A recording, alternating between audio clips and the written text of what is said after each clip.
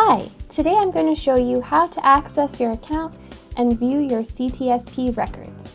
Right now you're looking at the home page of our website, which is www.tcia.org.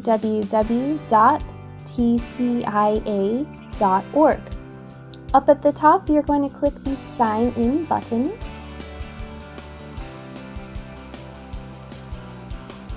And you'll enter your username and password.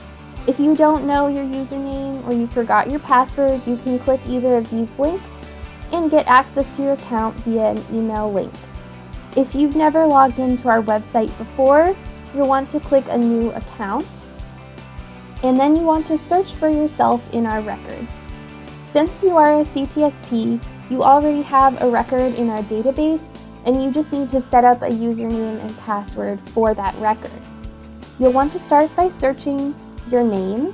I'm going to use my first name and the first letter of my last name.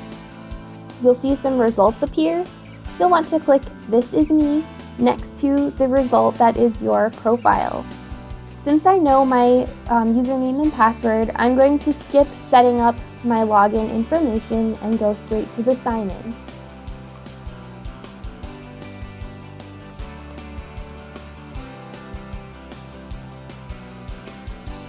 After you're logged in, there's a new button that appears that says Hi, Your Name.